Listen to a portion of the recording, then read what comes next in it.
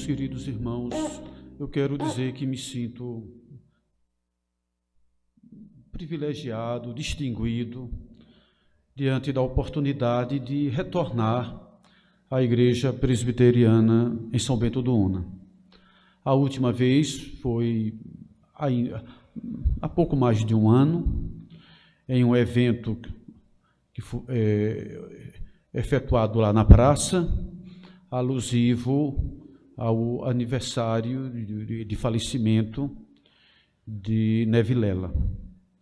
E eu me senti muito feliz em ter sido lembrado para aquela ocasião, até em decorrência da ancestralidade. Palavra difícil, né? Mas consegui mencioná-la.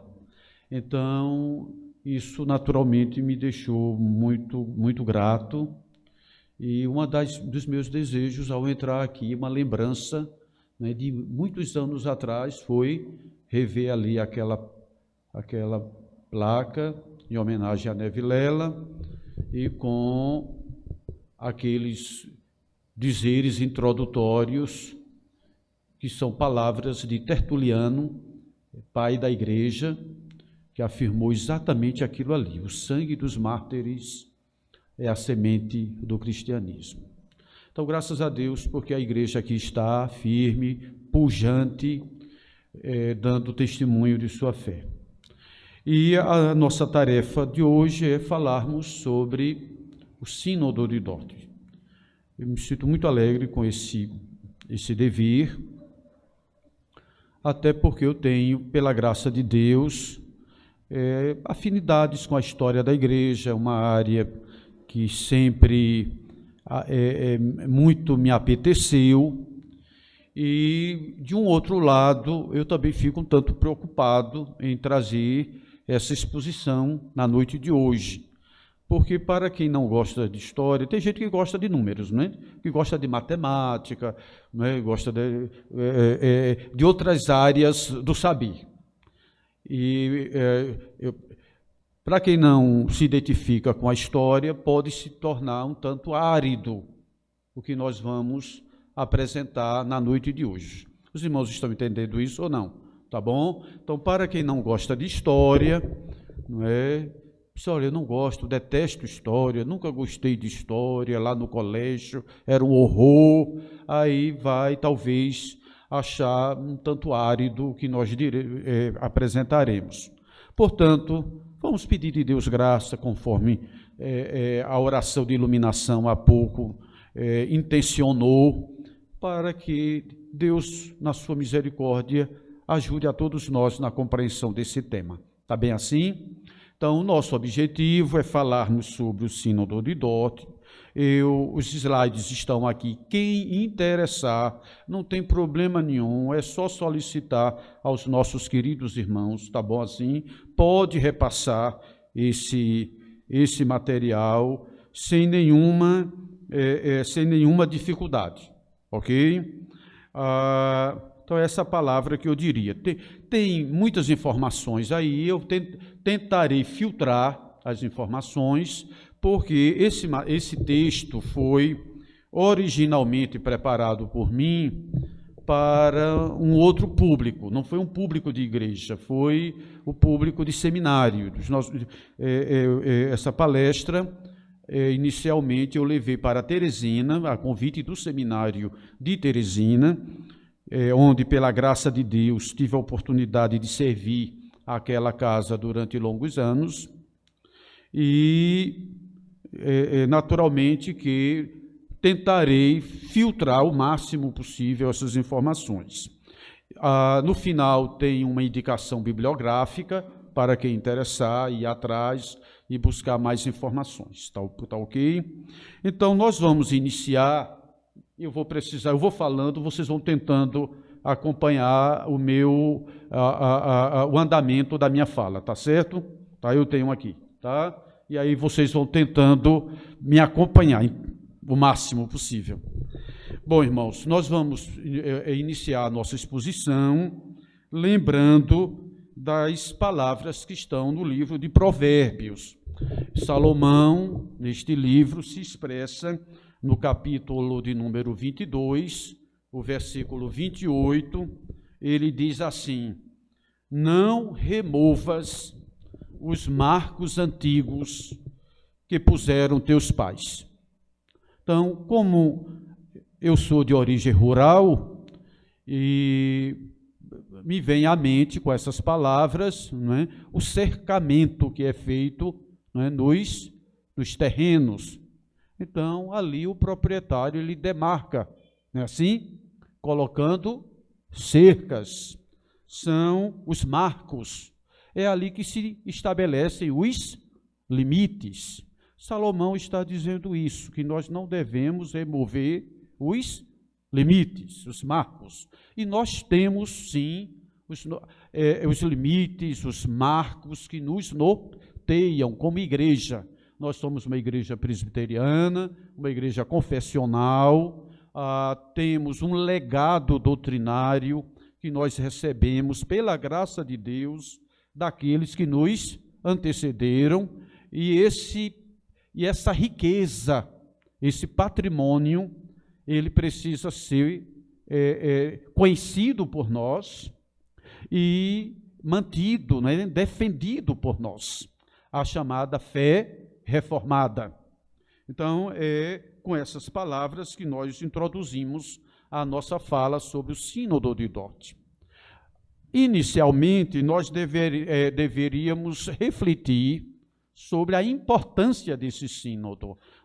Uma assembleia que aconteceu há 400 anos, há exatos 400 anos. E nós estamos aqui hoje tentando resgatar aquele acontecimento, aquele evento, e dizendo, esse evento é importante para nós. Mas ele é importante em que aspectos?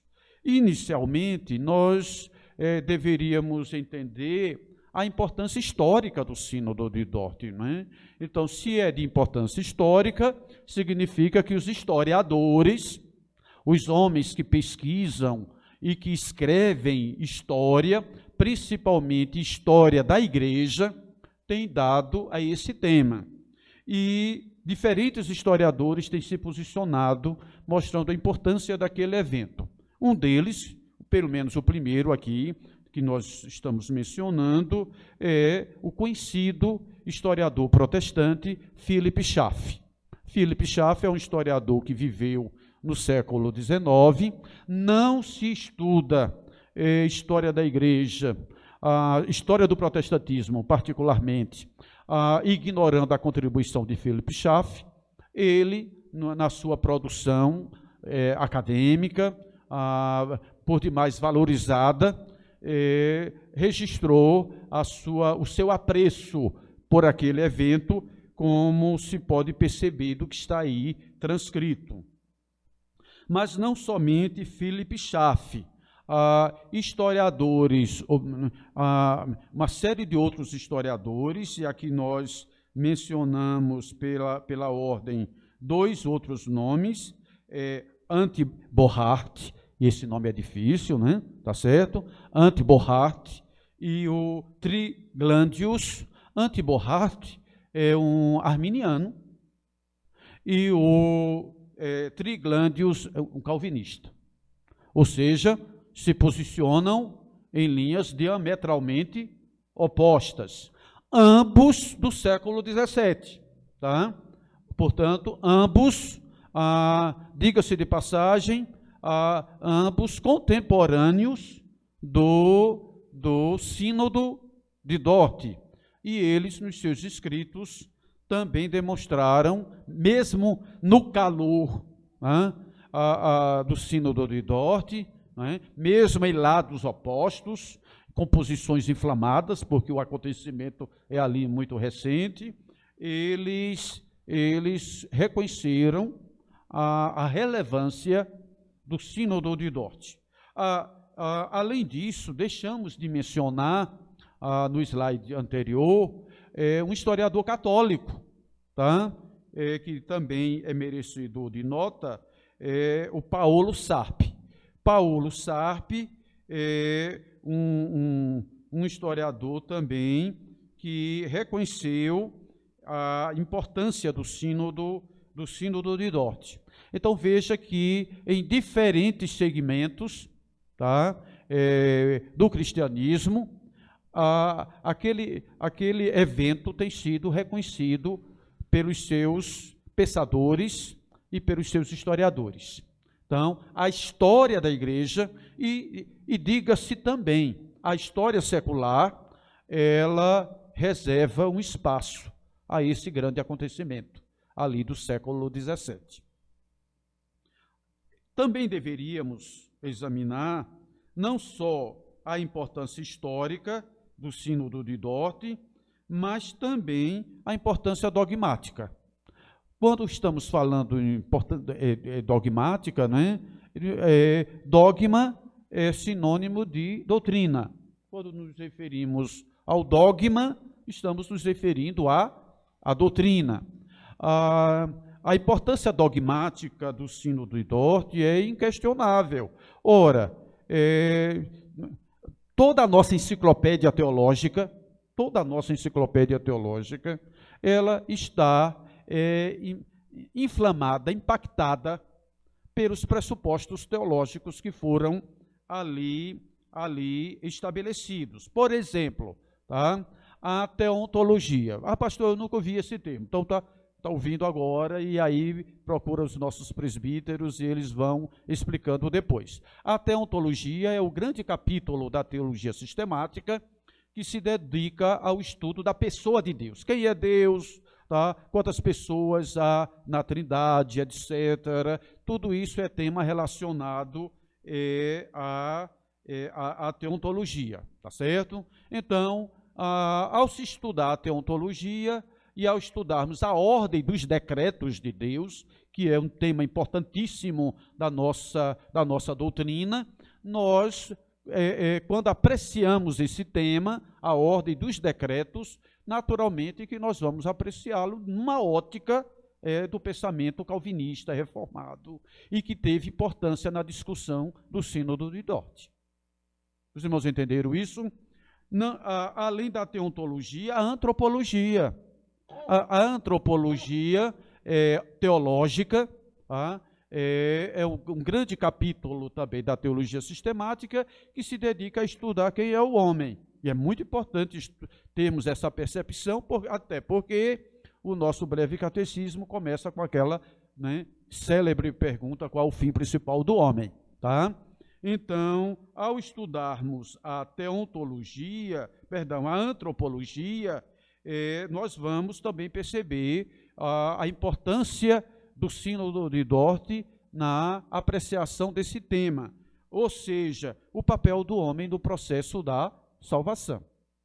Ora, se eu subscrevo uma teologia arminiana, eu terei uma perspectiva a respeito do papel do homem no processo da salvação. Se eu subscrevo uma teologia reformada, calvinista, eu terei uma outra perspectiva a respeito do papel do homem no processo da salvação. Os irmãos entenderam isso direitinho? E isso tudo nos leva ao Sínodo de Dort. Também Dort está presente na nossa própria cristologia. Ora, embora a nossa cristologia, é claro, ela tem sua origem nos primeiros concílios da cristandade, mas os reformadores, de um modo geral, eles se depararam com uma grande pergunta que esteve lá no Sínodo de Dort. E qual foi a grande indagação que mereceu ali a reflexão? Foi a seguinte pergunta: por quem Cristo morreu? Por quem Cristo morreu? Tá? Ora, um arminiano, ele vai responder o quê? Não, o que Cristo fez lá na cruz, fez por todos os homens indistintamente. O calvinista terá uma outra percepção. Ele vai entender que eficazmente o Senhor Jesus morreu, né, deu a sua vida lá na cruz para salvar os remidos, tá? Os eleitos do Senhor. Então, olha como a nossa teontologia está todinha aí impactada, tá? E, consequentemente, o estudo do Sínodo de Dort terá relevância, claro que sim, no estudo da soteriologia, que é a doutrina da salvação, principalmente quando se discute o binômio que está aí apresentado. Que binômio é esse? Presciência e predestinação, tá certo? Um arminiano vai dizer que eleição é sinônimo de presciência, tá? O calvinista, ele vai dizer que eleição é sinônimo da soberania de Deus, tá certo? Então, são olhares totalmente distintos. A outra questão muito importante, a outra grande importância do Sínodo de Dort, da teologia de Dort, é na área da exegese, né? Quando a exegese lida com o quê? Com os princípios do estudo, né, da compreensão do texto bíblico. Tá certo? Então, o estudioso da palavra de Deus, o pastor, vai preparar um estudo, um sermão, ele automaticamente, ao ler o texto, ele vai fazer ali uma análise a respeito do texto, com algumas ferramentas para compreender o que está escrito ali. Isso é tarefa da exegese. Tá certo? Então, um exegeta, um intérprete, né, um estudioso das Escrituras, ele vai ser orientado doutrinariamente. É inegável não proceder assim ao analisar o texto bíblico. Aí estamos citando a título apenas de uma breve demonstração, tá certo? De uma breve demonstração, Romanos 9, de 11, tá certo? 11 a 18, tá certo? Se alguém tiver a curiosidade de examinar aquele texto, que é um texto bem conhecido, né? Tá certo? Da epístola de Paulo aos Romanos, onde o apóstolo Paulo diz que o Senhor, né, ele se agradou de Jacó, né? E se desagradou de Esaú. Tá? Ora, a análise desse texto, particularmente desse texto, por um teólogo arminiano, por um teólogo calvinista, fará toda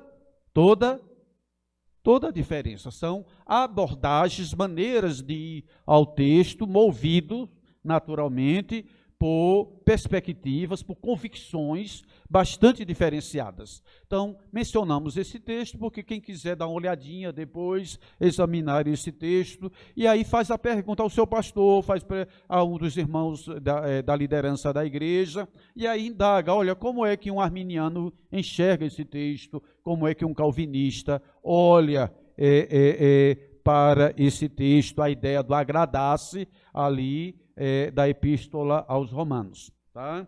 Um arminiano vai dizer que o Senhor se agradou de Jacó porque previamente conheceu Jacó. Já pensou? Tá? Então a ideia do conhecimento prévio, é esse o entendimento de eleição para a teologia arminiana. Bom, com isso nós mostramos pelo menos uma tríplice importância do Sínodo de Dort. Os irmãos perceberam isso ou não? O sínodo é importante, o apanhado, o legado do Sínodo de Dort, pelo menos, olha, eu não estou aqui apresentando esses três aspectos, né, numa espécie de números clausus, ou seja, encerrando aí, nada disso. Eu estou dizendo exemplificativamente, tá? Do ponto de vista histórico, teológico e exegético. Ok? Vamos adiante. O tópico seguinte procura demonstrar para todos nós o lugar do Sínodo de Dort na tradição conciliar do cristianismo. Ora, o cristianismo tem uma longa tradição conciliar, tá certo? E aí vem a pergunta inicial, introdutória, o que é um concílio. Então, eu não vou entrar nos detalhes, mas os irmãos devem ter uma ideia. Olha, a igreja presbiteriana, quem é presbiteriano está bem familiarizado com os concílios da igreja. Na igreja local, nós temos um concílio, não temos? Qual o nome dado a esse concílio? Na igreja local, o conselho da igreja, não é assim? Aí depois, jurisdicionando uma série de igrejas, nós temos o presbitério. Então, o concílio é uma reunião constituída de pessoas devidamente credenciadas, correto ou não? Não é assim? Qualquer pessoa vai fazer parte do conselho da igreja, qualquer um não, tá certo? Poderá chegar lá, mas através de um rito, não é assim mesmo ou não? Tá? Há um rito que vai ter que ser cumprido para lhe credenciar, certo? Como um presbítero, ter assento no conselho da igreja. Então, um concílio, em quaisquer esferas, tá? É uma assembleia de dignitários eclesiásticos devidamente constituídos para o exercício de suas atividades em prol da igreja. Isso é um concílio, tá certo? Essa tradição conciliar no cristianismo, ela vem desde datas imemoriais, tá? Desde as origens do cristianismo. E quais são as funções de um concílio? Ou seja, um concílio eclesiástico, ele se reúne para quê? Tá? A começar do conselho da igreja. Tem muita coisa para ser resolvida nos concílios, tá certo? Tá? Desde o conselho da igreja local. E aí nós podemos resumir as atividades, né? A agenda, diríamos, de um concílio eclesiástico em funções que estamos denominando de função doutrinária, tá? Litúrgica, disciplinar e administrativa, correto? Não é assim? Ora, o conselho da igreja lida muito com questão administrativa, ou não? Correto? Aqui, reformando a casa pastoral, não é assim? Quem que decidiu fazer isso? O conselho da igreja, tá certo? É a administração, né, do conselho da igreja, levando a essa tomada de decisões, tá certo? Um concílio tem função disciplinar, vez por outra tem que chamar alguém à ordem, ou não tem? Não acontece? Tá certo? Então, tem que chegar, chamar a ordem, etc. Fazer isso com a devida caridade cristã, tá certo? Muito bem. Obedecendo uma série de requisitos que estão estabelecidos no nosso Código de Disciplina, é a função disciplinar. Os concílios fazem isso, tá certo? Os concílios têm também a função litúrgica, tá? Ora, tem que acompanhar, não é? A liturgia lida com o quê? A ordem do culto, tá certo? Então, os concílios da igreja, eles devem ser vigilantes quanto ao que acontece, tá? Em matéria de liturgia. Isso em todos os níveis. Há poucos anos atrás, o Supremo Concílio teve que baixar uma carta pastoral na questão da liturgia, tá? Reprimindo as chamadas danças litúrgicas, tá certo? Então, um exemplo disso, estamos aqui mencionando. Tá? Então, liturgia é alvo também das atenções dos concílios. E a função doutrinária. Tá? Então, o conselho da igreja, por exemplo, tem que ficar atento ao que é dito, que é ensinado, correto? Não é assim? Aí o pastor traz uma informação estranha, tá? Acende logo o quê? A luz vermelha no semáforo. Tá certo? Todo presbítero tem um semáforo na cabeça, tá certo? Tem que ter. Concorda comigo ou não? Tá aqui o presbítero. Então tem que ter o semáforo, tá certo? Aí acende lá a luz amarela, tem perigo aí. Então vamos examinar. É assim mesmo, presbítero? Correto? Então os concílios têm essa função também, né, de zelar pela doutrina. Em Dort nós vamos perceber isso, tá bom? A bem da verdade, todas essas funções estão lá no Sínodo de Dort. Todas elas. Quem fizer um exame bem detalhado do Sínodo de Dort, vai perceber que Dort demonstrou atenção a todos esses aspectos, que são típicos da função da atividade conciliar. Bom, o Sínodo de Dort, ele figura, tá? Como eu diria, ombro a ombro, entre os mais destacados concílios da história da cristandade, tá certo? Então, eu estou dizendo isso para a gente ter uma noção da importância daquele evento que está lá no século XVII. Então, ele se coloca ombro a ombro, tá? com os diferentes concílios da história do cristianismo. Tá? A exemplo dos 4 primeiros concílios eclesiásticos, que estão aí mencionados, tá? Niceia, Constantinopla, Éfeso e Calcedônia, são os 4 primeiros, e nós somos, eu devo dizer aqui, extremamente devedores a esses 4 primeiros concílios eclesiásticos. Tá certo? Por quê? Porque esses concílios, esses 4 primeiros, eles vão definir as chamadas doutrinas centrais da fé cristã, tá certo? Então, as doutrinas centrais da fé cristã foram aí delineadas, tá certo? Então, os nossos símbolos de fé, Confissão de Westminster, os nossos catecismos, eles se descedentam nesses 4 primeiros concílios eclesiásticos, tá? Aí temos o Concílio de Trento, é um grande, ninguém pode negar a importância do Concílio de Trento, ele está lá no século XVI, é um concílio católico, tá? É uma expressão daquele período denominado de Contra-Reforma, mas, embora nós professemos posições bem diferentes àquelas que estão no Concílio de Trento, nós não podemos negar a relevância histórica daquele evento. Tá?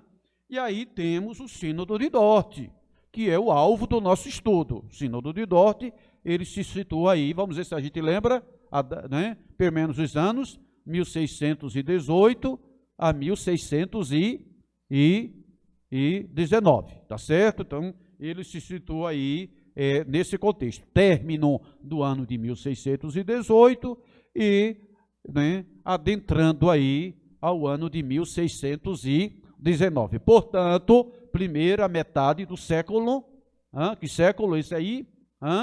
Século XVII, né? Ainda na primeira metade do século XVII. E aí vem o outro grande concílio, que para nós presbiterianos é de fundamental importância, porque elaborou os nossos símbolos de fé, denominado de Assembleia de Westminster, também no século XVII. Então, o Sínodo de Dort se situa ombro a ombro entre estes grandes eventos conciliares. Daí a necessidade de nós apreciarmos a contribuição daquele evento. Bom, surge a essa altura uma pergunta. O que foi o Sínodo de Dort? Que a gente precisa sair daqui na noite de hoje com essa percepção delineada na mente da gente. Os irmãos concordam ou não? O que foi o Sínodo de Dort? Bom, vamos entender um pouquinho. Irmãos, nós vivemos numa época onde há plena separação entre igreja e Estado. Correto ou não? Não é assim? É um princípio republicano, ok? É um princípio republicano. A separação igreja e Estado. Nós vamos dizer que o Estado, não é correto dizer que o Estado é ateu, nada disso. O Estado é laico, tá certo? A palavra correta é o Estado, ele é laico. A separação entre igreja e Estado. O Sínodo de Dort, ele está numa época onde essa ideia de separação igreja e Estado, ela não existe, tá certo? Deu para perceber isso ou não? Tá? Então, na época do Sínodo de Dort, o Estado exerce uma influência na vida da igreja. E não é uma influência qualquer. O Estado se vê como uma espécie de guardião, de protetor da igreja. No mundo ocidental foi assim. Tá? Então, o Sínodo de Dort, diante dessa perspectiva, ele foi uma assembleia convocada pelo Estado. Tá certo? Que Estado esse? Estamos aqui nos referindo os chamados Países Baixos, tá certo? Países Baixos é o que convencionalmente a gente hoje chama de Holanda, tá? Mas o nome oficial, tá? Pode prestar atenção, né? Na Copa, tá? quando a seleção, né, dos Países Baixos, a cor mesmo, alguém lembra aí, laranja, né? Laranja, isso mesmo. Então, quando aquela seleção, né, aquele uniforme laranja joga, vai aparecer Holanda, mas aparece também lá, tá certo? Em algum lugar, Países Baixos, que é o nome oficial, tá certo? Então, o Sínodo de Dort foi convocado pelos chamados Estados Gerais dos Países Baixos. O parlamento, tá? O parlamento dos Países Baixos foi quem convocou aquela assembleia. Irmãos, essa relação igreja-estado, ela é muito antiga, ela vem das origens do cristianismo e ganhou um nome, tá? Então, no período, na igreja, no período que antecede a reforma, ainda a igreja antiga, e ao longo da Idade Média, essa relação igreja-estado vai ganhar o nome de cesaropapismo, tá certo? O cesaropapismo foi uma prática dominante no Império Romano do Oriente, o Império Bizantino, foi uma prática dominante no Império Romano do Ocidente, foi uma prática dominante durante o período carolíngio, né? O nome vem de Carlos Magno, ou seja, na Idade Média, ou seja, uma prática secular, tá certo? No protestantismo é um fenômeno que se situa a partir do século XVI, correto? 31 de outubro de 1517, começa a Reforma Protestante.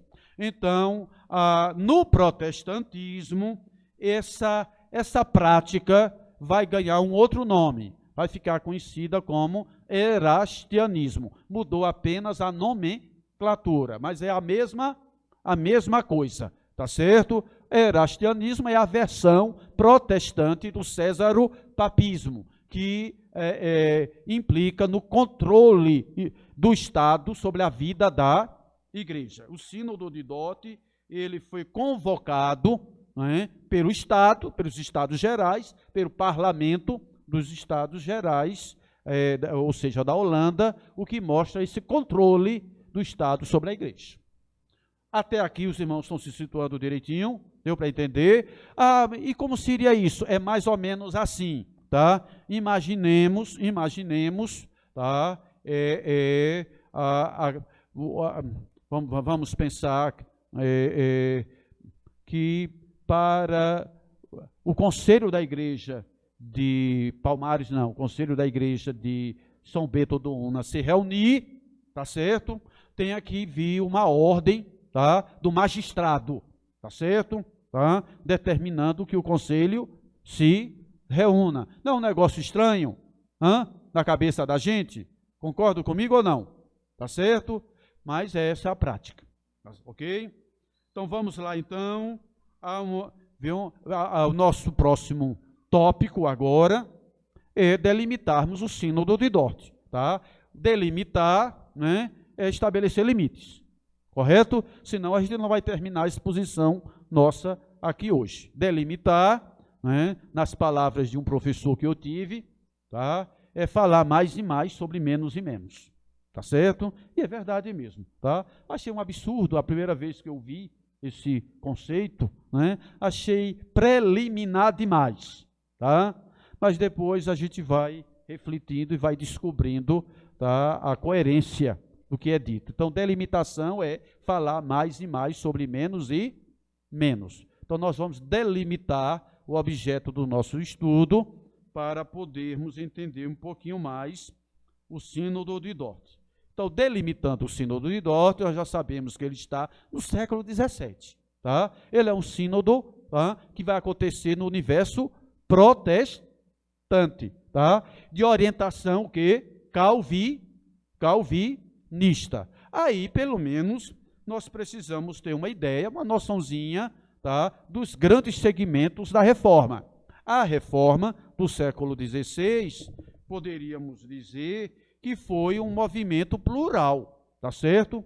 Porque nós vamos ter pelo menos aí 5 grandes tradições da reforma do século XVI. Há uma reforma luterana que vai predominar naquela parte da Europa continental de cultura pan-germânica, tá certo? O luteranismo predominou naquela região. O calvinismo, correto? Outra grande tradição da reforma protestante, né? Na França, tá?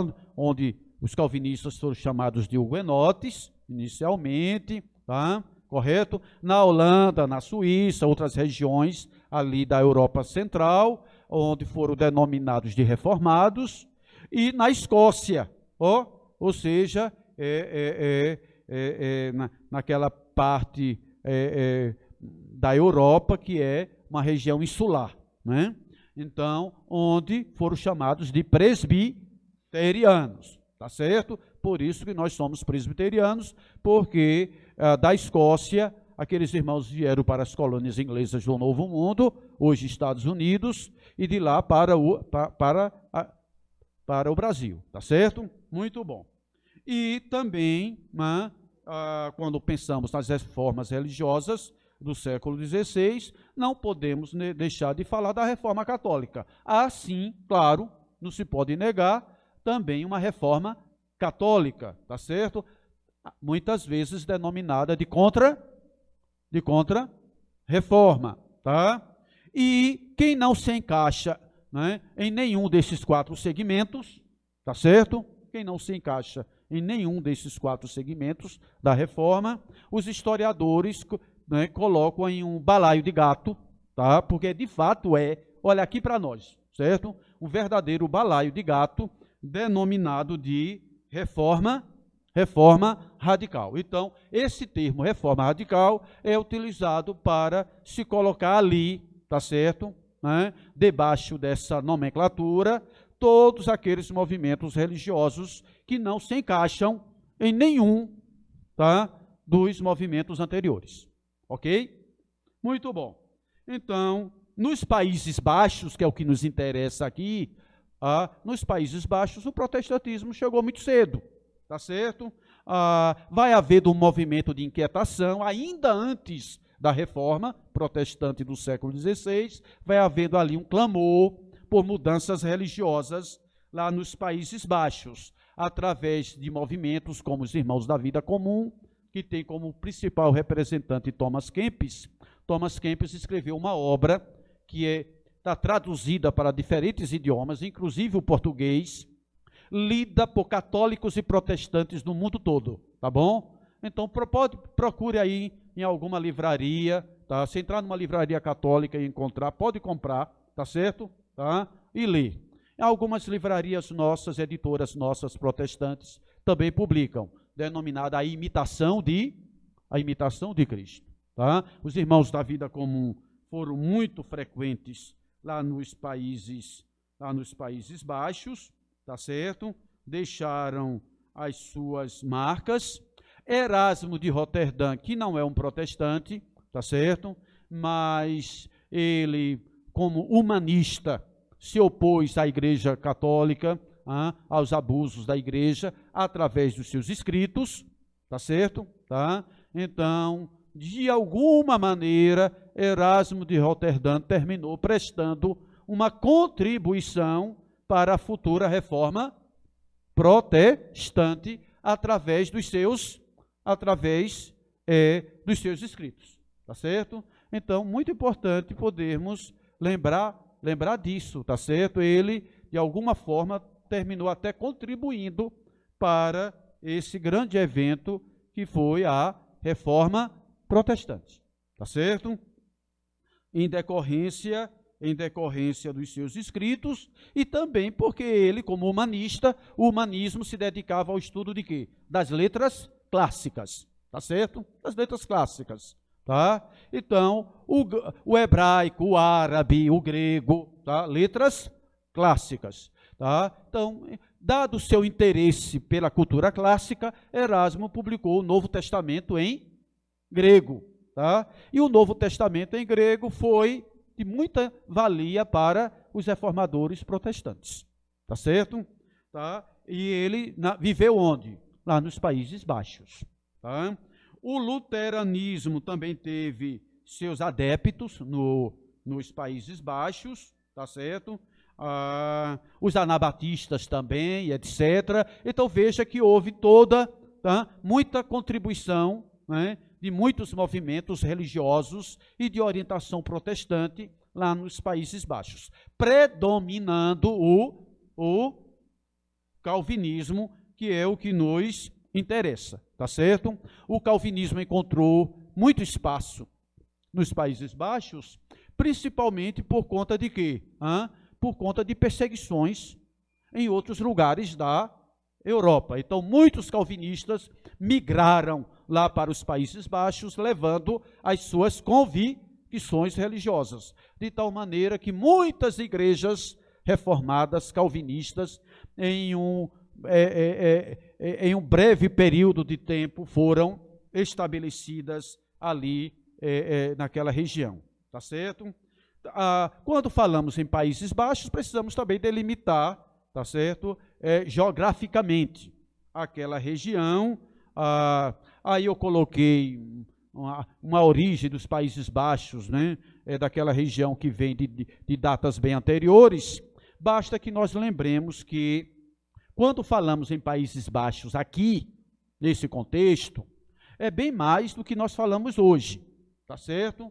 Originalmente, eram ali 17 províncias, que hoje compreende o que é Holanda, ou Países Baixos propriamente dito, tá? A Bélgica e Luxemburgo. Alguém já ouviu falar em Luxemburgo? É um país bem pequenininho, tá certo? Então, originalmente, Luxemburgo, Bélgica e o que hoje Países Baixos, aquilo ali tudinho possuía um parlamento comum, tá? E era tudo conhecido como os Países Baixos. Quanto à administração daquela região, né, a orientação política, tá certo? Os Países Baixos, eles estiveram desde cedo, no século XVI, vai passar, no início do século XVI, para o controle do Sacro Império Romano Germânico. Essa expressão é usada para se referir ao que hoje chamamos de Alemanha, nos dias de Carlos V. Então, Carlos V, tá, que é imperador da Alemanha, ao mesmo tempo ele é imperador, ele é rei da Espanha, com o título de Carlos I, olha lá, tá certo? Ele é também, em decorrência da sua origem familiar, soberano, vai se tornar também soberano dos Países Baixos, tá? Então, Carlos V foi, na sua época, o homem mais, né, um dos homens mais poderosos, o homem mais poderoso da Europa, porque ele é imperador da Alemanha, com o título de Carlos V, por conta do sangue, né, da dinastia dos Habsburgo, que corre nas suas veias, mas ele também é rei da Espanha, em decorrência do sangue dos monarcas das casas de Castela e Aragão, tá certo? Pelo lado materno. Sendo rei da Espanha, ele é também soberano de onde? Das possessões espanholas no Novo Mundo. Os irmãos se lembram dos descobrimentos das Américas, tá? E será também soberano dos Países Baixos. Quando ele abdicou do trono, tá? Em um determinado momento, ele resolveu viver o resto da vida dele no mosteiro. Aí abdicou do trono, 1555, em favor do seu filho, ou melhor, do seu neto, tá? Em favor do seu neto, o filho já falecido. Quem é o neto dele? Filipe II, tá certo? Tá? Então, em favor do neto e do irmão. O irmão Fernando I será o novo imperador da Alemanha e Filipe II se tornará soberano dos Países Baixos. Grande representante da grande representante da Inquisição Católica, Filipe II. Então, lembrando que Filipe II, tá, além de ser rei da Espanha, soberano dos Países Baixos, por conta da abdicação de Carlos V, tá, vai se tornar também soberano de onde? Alguém imagina? Soberano do Brasil em decorrência da chamada União Ibérica, tá bom? Lição lá do colégio. Então, os irmãos devem lembrar aquela liçãozinha do colégio, que em 1580, tá, a dinastia de Avis se encerra, tá certo? Não é? Não tem mais representante nenhum, tá, no trono português, aquela dinastia se encerrou, tá? A segunda dinastia portuguesa, e aí Portugal e suas colônias vão passar para o domínio espanhol, tá certo? De 1580 até 1640. Ó, o Brasil é o quê? Colônia de Portugal. Então, durante este período, nós estivemos sob o controle desse indivíduo, Filipe II, tá certo? Durante todo o seu reinado e seus sucessores imediatos até 1580. Então, com isso, a gente tem uma ideia, tá, desse período, tá certo? Desse período que nós estamos aqui mencionando. E é importante lembrar disso, por quê? Porque o Sínodo de Dort vai acontecer exatamente nesse contexto, 1618, 1619, tá certo? Há uma luta dos Países Baixos contra quem? Contra a soberania espanhola, tá certo? Tá? Então é nesse contexto que vai ocorrer todos os eventos que resultarão no Sínodo de Dort, num contexto em que os Países Baixos, em decorrência da abdicação de Carlos V, agora sob a tutela de Filipe II, né, que é simultaneamente rei da Espanha e um grande representante da chamada Santa Inquisição, ou Inquisição Católica. Prosseguindo na nossa avaliação, tá? Além desses dados da política secular, também vale a pena nós, pelo menos uma nota introdutória, aí, né, mencionarmos a política eclesiástica. Cabe ao Estado o quê? Manter a pureza da igreja, tá certo? Tá? E dizer que cabe ao Estado manter a pureza da igreja é um negócio, que igreja? Essa é a grande pergunta. Graças a Deus que nós vivemos numa época de plena separação, igreja e Estado, tá certo? Não é? Onde temos essa plena liberdade religiosa. Então, qual é o objetivo da disciplina eclesiástica? Punir os faltosos. Não é assim? Não é? Punir os faltosos. No sistema em que o Estado controla a igreja, olha o problema, tá certo? Cabe à igreja dizer qual é a disciplina, é assim ou não? Exercer o que se chama jurisdição, né? Ou seja, dizer o direito diante das consequências, né, da falta cometida, mas quem é que vai aplicar a penalidade? Num contexto em que a igreja controla o Estado, quem é que aplica? É o Estado, tá certo? Então, é isso que acontece aqui durante esse contexto, tá certo? Então, a disciplina eclesiástica, ou seja, reprimir faltas, é uma atividade da igreja, sim, mas ela vai dizer, você errou, você está em falta, tá bom? Mas quem vai aplicar a disciplina sobre você é quem? O Estado, na pessoa do magistrado, tá? Então, é esse o contexto que a gente precisa também lembrar quando falamos no Sínodo de Dort e referenciando aqui esses dados. Bom, vamos adiante, tá? O próximo tópico é falarmos sobre o Sínodo de Dort e os remonstrantes. Pastor, eu nunca ouvi essa palavra, tá? Remonstrantes, mas já ouviu o arminiano, não já? Não já? Ou não? Conhece essa palavrinha? Arminianismo, tá certo? Então, remonstrância é sinônimo de arminianismo, tá certo? Então, o Sínodo de Dort vai acontecer porque surgiu lá, tá? Começou a se deflagrar esse descontentamento com um grupo de líderes religiosos, de ministros, dentro da igreja reformada nos Países Baixos. Olha lá, dentro da igreja reformada nos Países Baixos. Então, você tem agora um grupo de pastores apresentando dos púlpitos das igrejas, tá certo? E não só dos púlpitos, mas também em suas cátedras, né, nas universidades dos Países Baixos, as suas concepções religiosas em dissonância com o pensamento clássico do calvinismo, tá certo? Essa discussão, tá? Né, o grupo que vai capitanear esse pensamento é denominado de remonstrantes, tá certo? Será mais tarde chamado de arminiano, porque Armínio se tornará o personagem de maior relevância desse segmento. Os irmãos estão entendendo isso ou não? Tá certo? Então, como Armínio se tornará o personagem de maior relevância, a gente hoje pouco usa o termo remonstrante, usa mais o termo arminiano, tá? Essa controvérsia foi também chamada de controvérsia quinquarticular. Olha que termo, né?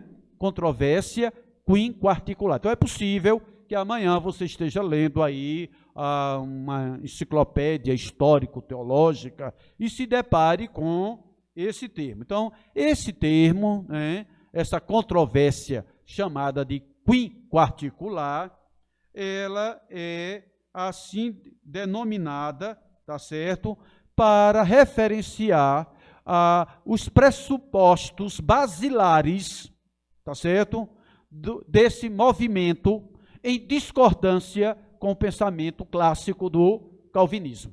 Os irmãos se situaram ou não? Então, controvérsia quinquarticular, tá certo? Tá? A ideia aqui é de um polígono, não é? Com cinco lados, não é? Espero que eu esteja dizendo aqui a figura geométrica correta. Quem for da matemática, me corrija, tá? Que a minha praia é outra. Então, cada um dos vértices, né, um desses pontos, tá? Então, por isso o nome quinquarticular, tá certo? E nós vamos apresentar daqui a um pouquinho quais são esses tópicos principais, predominantes, tá, dessa controvérsia, tá certo?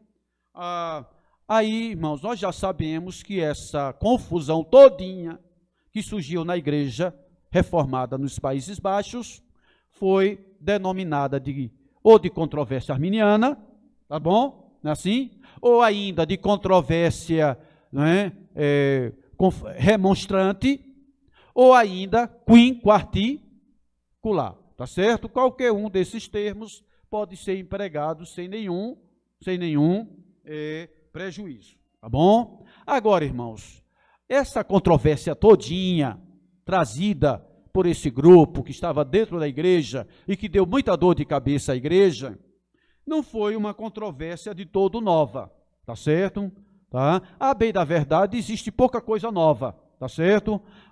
Muitos dos problemas doutrinários e muito do pensamento filosófico não é nada de novo, tá certo?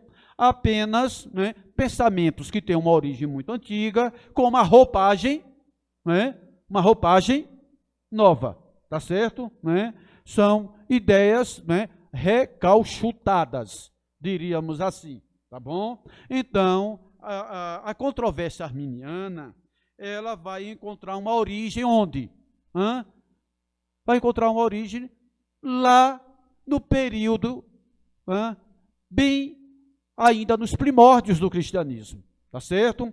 Essa controvérsia tem sua origem na chamada história da igreja antiga e na história da igreja medieval, tá certo? Tá? Então é uma controvérsia que vem, né, das origens do cristianismo e atravessou os séculos e ingressou no universo protestante, na igreja dos Países Baixos, com novos contornos, ou seja, com uma roupagem nova, tá certo? Então, as origens primeiras, diríamos assim, os antecedentes da controvérsia arminiana, elas vão lá para trás, tá? Qual é o primeiro nome que nós colocamos aqui?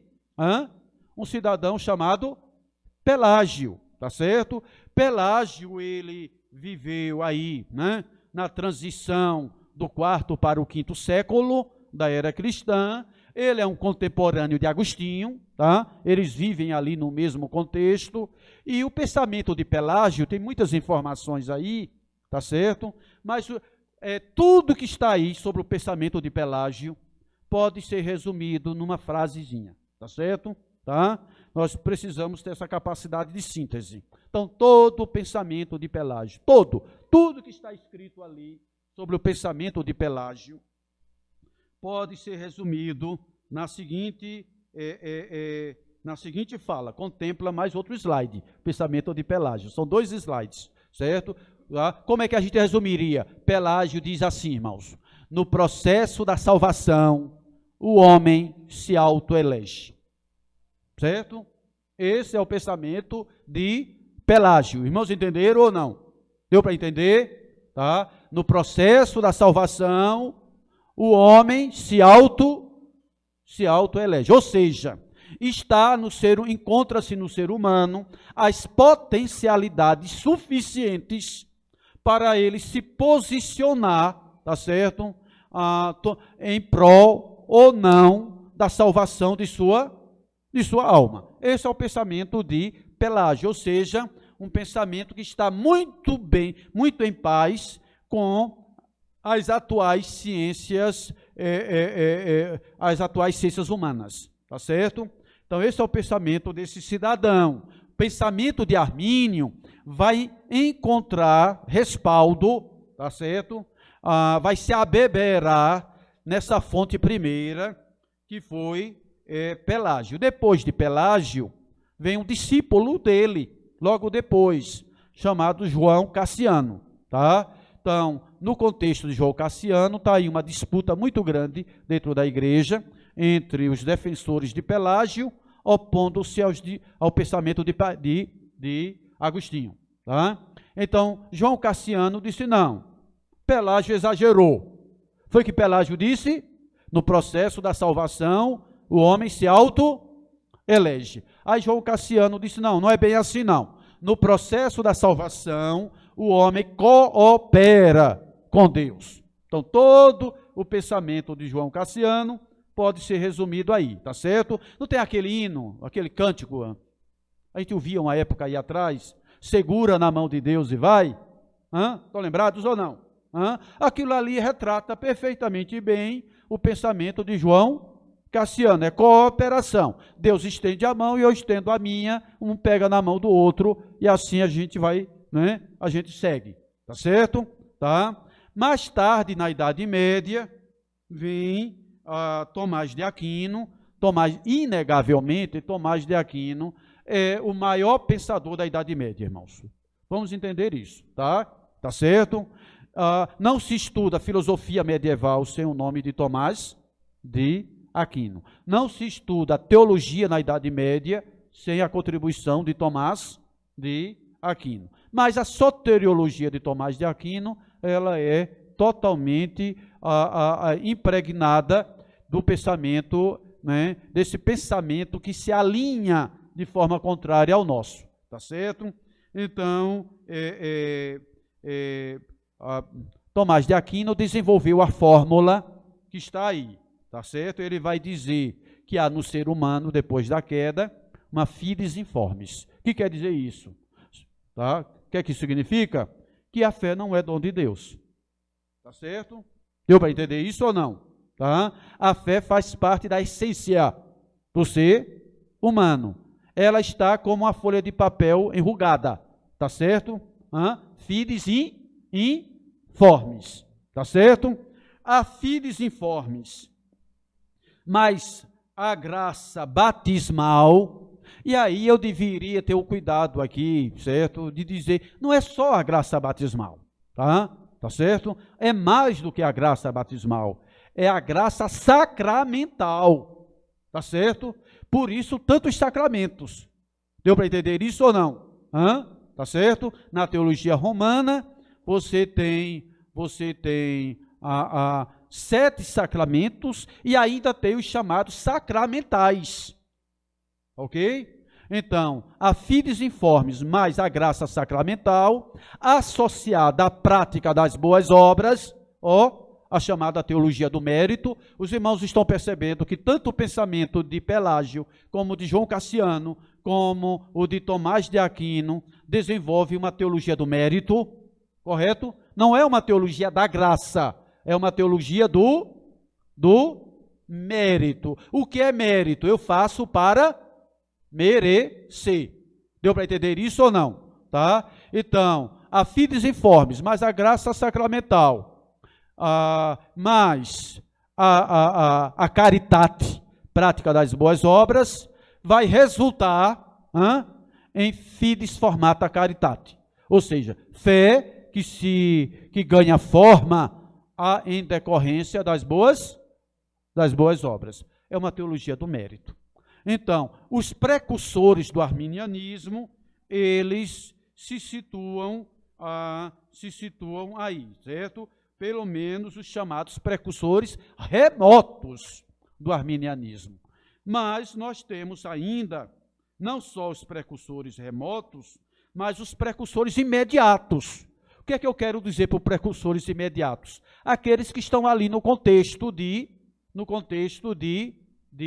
Armínio. Erasmo de Roterdã, certo? Embora nós sejamos devedores a Erasmo de Roterdã, mas ele, ele foi um humanista, ele entrou em conflito com Lutero, tá certo? Em decorrência também desse tema, ele também se filia à ideia de uma teologia do mérito, tá certo? Tá? Principalmente com essa obra de Libero-Arbítrio, ok? Não somente Erasmo de Roterdã, mas também Luís de Molina. Luís de Molina é um católico, tá certo? O pensamento dele está aí alinhado com o pensamento de Armínio, é um precursor imediato. Eu vou só citar aqui os precursores imediatos, tá certo?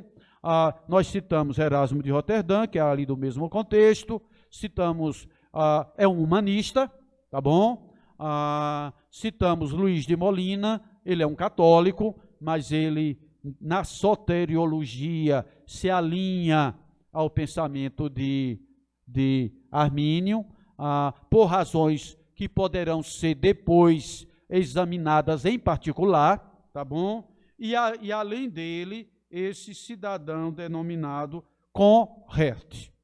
Esses aqui se situam mais ou menos no contexto de Armínio.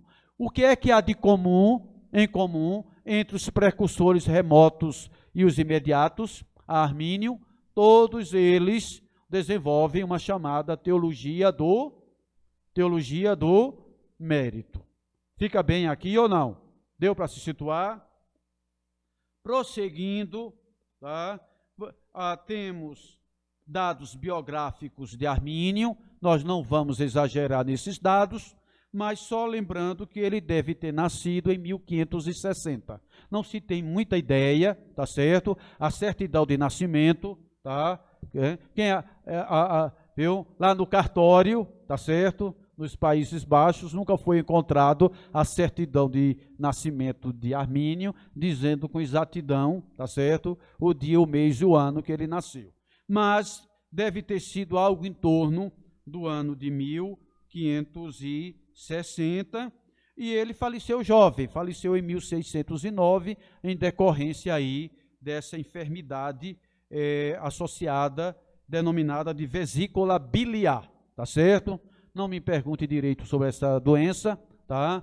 Minha esposa que está ali, que é da área de saúde, quem interessar pergunta, ela diz alguma coisa a esse respeito, tá certo? Armínio teve uma origem pobre, muito difícil, até em decorrência da guerra entre os Países Baixos e a Espanha, mas ele teve pessoas importantes de influência que foram uma espécie de tutores, tá, de Armínio, possibilitando que ele estudasse nas grandes universidades da época. Ele estudou na Universidade de Marburgo, na Alemanha, tá certo? Uma universidade jovem, mas de tradição religiosa identificada com o luteranismo. E ele também estudou na Universidade de Genebra, tá certo? Quem era o reitor da Universidade de Genebra nessa época, tá? Teodoro de Beza, que é o substituto imediato de Calvino. E também estudou na Universidade de Basileia. Então, nos grandes centros, e ainda uma passagem pela recém-criada universidade lá nos Países Baixos, né? A Universidade de Leiden, nos Países Baixos. Então, nesses grandes centros acadêmicos, Armínio, ele estudou, tá certo? Ele teve uma formação acadêmica muito bem aprimorada, e isso será importante para que ele venha a galgar postos importantes, não só na vida eclesiástica, mas também na vida acadêmica, como futuro professor da Universidade de Leiden. Bom, Armínio também foi, tá, foi pastor de igreja, um homem que ocupou o púlpito da igreja. E de que igreja? Da igreja reformada, lá nos Países Baixos, tá certo? Quando, em Amsterdã, tá? O púlpito mais cobiçado, diríamos assim, nos Países Baixos, a igreja de Amsterdã. E ele foi escolhido como pastor dessa igreja com carta de recomendação. Os irmãos já pensaram isso ou não? Tá? Ele veio pastorear aquela igreja, trazendo uma carta de recomendação do reitor da Universidade de Genebra. Tá? Quem era o reitor, que eu citei há pouco? Teodoro de Beza, o substituto imediato de Calvino. Imagine uma carta de recomendação dessa natureza. Irmãos, tá? Elege qualquer pastor, tá certo? Então, ele foi um pastor, um grande pregador, admirado pela sua oratória, pela sua capacidade de convencimento, por tantos quantos ouviam as suas prédicas. Além de pastor, ele foi também um polemista, tá certo? Ou seja, qual é a atividade, o que é um polemista? É um indivíduo que gosta de polêmica, né? Correto? Mas não é uma polêmica qualquer, a de Armínio. Ele é um polemista na área da teologia, tá certo? Através dos seus escritos, ele entra em confronto com quem pensa diferente. Um escreve de lá, ele escreve de cá, tá certo? Alguém refuta o pensamento dele, ele pede o direito de resposta. A gente não vê isso aí na televisão, ou não? Tá certo? O chamado direito de resposta. Então, nessa polêmica religiosa, Armínio escreveu, tá, nessa condição, muitos de seus escritos. Tá? E nesses escritos ele vai refutar, né, pontos teológicos dos símbolos de fé da Igreja dos Países Baixos. Quais eram os símbolos de fé subscritos pela Igreja dos Países Baixos naquele momento? Ainda não as 3 formas da unidade, tá? Mas pelo menos 2 desses símbolos de fé, o Catecismo de Heidelberg e a Confissão Belga. Então, na sua polêmica eclesiástica, ele põe em dúvida a veracidade, a ortodoxia, tá, de pontos relevantes dos símbolos de fé subscritos pela igreja nos Países Baixos. Foi um mestre, tá certo? Ele foi um pastor, ocupou o púlpito da igreja como pastor em Amsterdã, com carta de recomendação de Teodoro de Beza. Foi um polemista, entra nesse disse-me-disse, né? Tá certo? Teológico, tá? Através dos escritos. Um escreve de lá, ele escreve de cá, tá certo? E foi também um professor muito importante, né? Ocupou a cátedra como mestre na Universidade de Leiden, tá? Professor de teologia. Já pensou? Naquela época, o curso de teologia era um dos cursos fornecidos pela universidade. Hoje nós temos os nossos seminários, ou não é assim? A Universidade de Mackenzie tem também lá um curso de teologia, muita gente que se forma nos nossos seminários vai convalidar o seu diploma lá na Universidade Mackenzie, na Escola de Teologia da Universidade Mackenzie. Então, o curso de teologia era dado lá na Universidade de Leiden. E ele vai se tornar também professor daquela universidade, preparando futuros pastores. Imaginemos, meus irmãos, o estrago que Armínio provocou através do exercício da cátedra, tá? Como professor naquela universidade. Também podemos dizer, diante do exposto, que Armínio foi um teólogo de confessionalidade duvidosa. Por que isso? Porque ele está dentro de uma igreja confessional, certo? A igreja reformada dos Países Baixos é uma igreja o quê, irmãos? Confessional. Igreja presbiteriana é uma igreja o quê, irmãos? Confessional, tá certo? Somos almas gêmeas, igreja reformada. Na Europa continental, os calvinistas são geralmente chamados de reformados, e na Europa insular, Escócia, de presbiterianos. Então, esse homem está dentro de uma igreja confessional, ensinando em uma universidade tida como confessional, Universidade de Leiden, pondo em dúvidas os símbolos de fé subscritos por todos os pastores desta igreja, inclusive ele mesmo, que para ser ordenado teve que subscrever esses símbolos de fé, tá certo? Então podemos dizer ter sido ele, como mencionamos aí, um teólogo de confessionalidade duvidosa, tá certo? Os seus sucessores serão geralmente denominados de remonstrantes ou arminianos, certo? Quem são os principais nomes que vêm depois de Armínio e que vão dar continuidade ao pensamento dele, tá? Nós vamos citar pelo menos alguns aqui, tá? Nós podemos mencionar Hugo Grotius, é um herdeiro, tá? Os precursores vieram o quê? Vieram antes, tá? Aqui já são os herdeiros espirituais de Armínio. Hugo Grotius, um nome muito importante, tá bom? Não se estuda, tá certo? Não se estuda história do direito, ignorando o nome de Hugo Grotius. Já pensou? Ele é lembrado até hoje, Hugo Grotius, tá certo?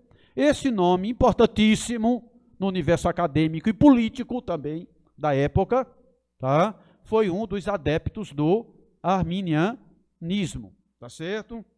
Além dele, de Hugo Grotius, Ode Barnevelt. Ode Barnevelt é um político, do mais alto escalão nos Países Baixos. Que é o que eu quero dizer com isso? Que o arminianismo ingressou, tá, nos mais destacados segmentos da vida pública, lá nos Países Baixos. Olha como isso é curioso, tá certo? Como nós precisamos ter cuidado com os falsos ventos de doutrina. Então, Hugo Grotius, um grande nome na política, no universo acadêmico, Ode Barnevelt, um político destacadíssimo nos Países Baixos. Além dele, tá, Antiborrart, um outro grande expoente, discípulo de Armínio, tá? Vossius, outro discípulo de Armínio, e Simão Episcópios, que talvez tenha sido aquele que mais se abebeirou do pensamento de Armínio, tá? Esses são os grandes herdeiros do pensamento de Armínio. O que pensavam os remonstrantes, tá? O sumário das remonstrâncias, tá? Que é o slide 54, tá certo? Vê aí se consegue chegar nele, tá? O sumário dos remonstrantes. O que eles pensavam? Eles vão dizer assim, irmãos: Deus elegeu os que creem. Armínio diz isso, tá bom? E todos os herdeiros de Armínio vão dizer: Deus elegeu os que creem. O que mais Armínio e seus herdeiros ensinam? ele diz assim: o sacrifício de Cristo é para todos, mas somente o crente vai receber. Mas como? Porque Armínio vai dizer que é uma graça preveniente. A pregação do evangelho é para todo mundo, tá bom? E é uma graça prévia. Essa graça prévia habilita todas as pessoas a dizer sim ou não ao convite da salvação. Deu para entender isso ou não? Tá? Tá certo? Então, o que Cristo fez, fez para todos. Convite do evangelho é para todo mundo. Tá? A pregação do evangelho é acompanhada por uma graça prévia. Essa graça prévia habilita todas as pessoas a dizerem sim ou não. Tá bom? O que mais que eles vão afirmar? Eles não têm dúvidas em dizer que a fé é um dom de Deus. Nós dizemos isso, correto? Menos mal, tá certo? A graça pode ser rejeitada. Olha o grande problema. Qual é? O que é que os calvinistas ensinam? Nós ensinamos graça irresistível, tá certo? Eles vão dizer que a fé é um dom da graça de Deus, mas é um dom da graça de Deus, tá? Onde todos podem, tá, ter acesso indistintamente a essa graça, tal, desenvolvendo esta fé, etc. Eles vão dizer que crentes podem causar a própria perdição, ou seja, não é? Diferente do que o calvinismo ensina, uma vez salvo, salvo para sempre, tá certo? É possível que alguém decaia da salvação, tá certo? Esses são os tópicos principais do pensamento arminiano, tá certo? Bom, eu vou adiantar um pouquinho e vamos para o outro grupo. Quem é que está na outra linha, se confrontando com o arminianismo?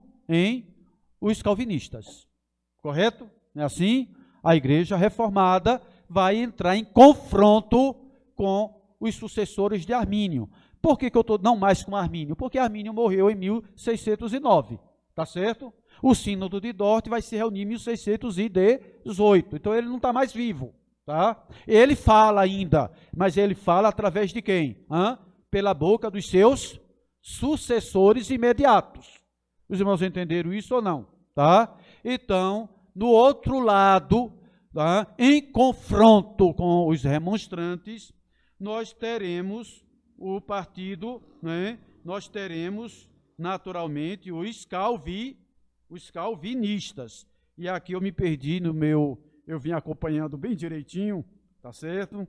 Tá? Então, do outro lado, refutando, tenta me localizar aqui, lá adiante mesmo, tá certo? Nós vamos ter, então, os calvinistas entrando em confronto com quem? Com os partidários de Armínio, tá? Esses calvinistas entrando em confronto com os partidários de Armínio vão ser denominados de gomaristas, tá certo? Tá? Por quê? Por conta do líder, tá certo? Tá? Gomaro foi o homem que se levantou no universo calvinista para confrontar quem? Os arminianos. Tá certo assim? Então, quem eram os gomaristas? Quem eram os gomaristas? Eram, vamos ver se a gente é capaz de dizer aqui, calvinistas. Muitos dos quais líderes dentro das igrejas nos Países Baixos. E eram também dotados de grande intelectualidade, de uma grande cultura geral, mas, sobretudo, de uma grande cultura teológica. Consequentemente, eles subscreviam os dois grandes símbolos de fé da igreja reformada nos Países Baixos. Tá certo? Quais eram esses símbolos de fé? O catecismo de Heidelberg e a confissão belga, tá certo? Esses símbolos de fé, eles são fraternalmente acolhidos por nós, tá bom? Quais são os nossos símbolos de fé oficiais? A confissão de Westminster, tá? O catecismo maior e o catecismo menor, ou breve, tá? Esses símbolos de fé calvinistas da Europa continental eles são acolhidos fraternalmente por nós, tá bom? Então é comum em nossas obras teológicas nós encontrarmos citações não só do Catecismo de Heidelberg, mas também da Confissão Belga. Os gomaristas subscrevem esses símbolos de fé, tá bom? E o que mais? Os gomaristas são herdeiros do pensamento de Agostinho, tá? Agostinho está onde? Lá na Igreja Antiga, tá? Ele morreu em 430 da era cristã, tá? O que é que Agostinho diz? Agostinho vai dizer assim, irmãos: no processo da salvação, Deus elege. É o contrário de Pelágio, estão lembrados? Tá? Precursor remoto do arminianismo. Pelágio dizia o quê? No processo da salvação, o homem, ele se auto-elege. Agostinho vai dizer, não, não é assim não. No processo da salvação, Deus elege. Ó, de quem Calvino bebeu, hein, irmãos? Calvino se abeberou dessa fonte, o agostinianismo, tá certo? Então, calvinismo é, na essência, sinônimo de agostinianismo, tá bom? Então, nós somos, os gomaristas, como calvinistas, eram herdeiros do pensamento de Agostinho, herdeiros do pensamento de Gottschalk, na Idade Média, tá certo? Gottschalk resgatou, na Idade Média, tá, os pressupostos doutrinários de Agostinho, consequentemente, herdeiro de quem? De Calvino. Calvino está no século XVI, tá certo? A teologia de Calvino, tá, que está bem resumida nas nossas institutas da religião cristã, tá, resgata o pensamento de Tomás de Aquino. Tá certo? Oi, irmãos, por favor, dei um grito, tá? Por favor, não, tá? O pensamento de Calvino resgata, tá, toda a identidade teológica de Agostinho. Agora sim, tá certo? Tá? Estamos na rota correta. Então, irmãos, a nossa teologia calvinista, ela é herdeira desses servos de Deus que nós mencionamos aqui. Os gomaristas, tá, com aqueles símbolos de fé que nós citamos, e nós, com os nossos, subscrevemos, né, essa grande tradição teológica, tá certo? Tá? Segundo o reverendo Alto Dourado, né, nós temos Paulo no Novo Testamento, tá? Agostinho, o grande expoente no término da história da Igreja Antiga, e Calvino, né, nos dias da Reforma. Então, há esse alinhamento perfeito entre Paulo, Agostinho e Calvino. Basta que se leia a Epístola aos Romanos, tá certo? Para entender melhor o que aqui mencionamos, tá certo? Qual é o pensamento dos gomaristas? É esse aqui que nós já sintetizamos, tá certo?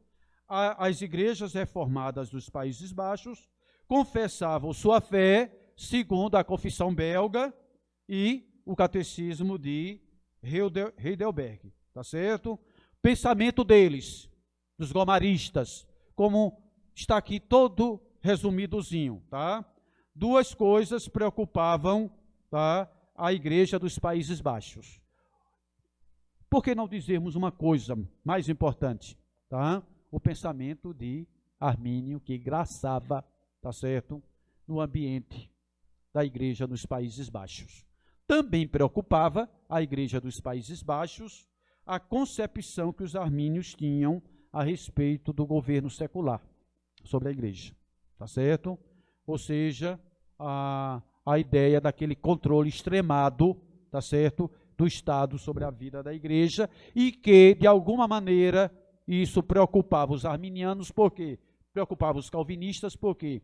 Porque nos altos escalões, entre os maiores mandatários dos Países Baixos, estavam pessoas que professavam o arminianismo. Imaginemos a situação, meus irmãos.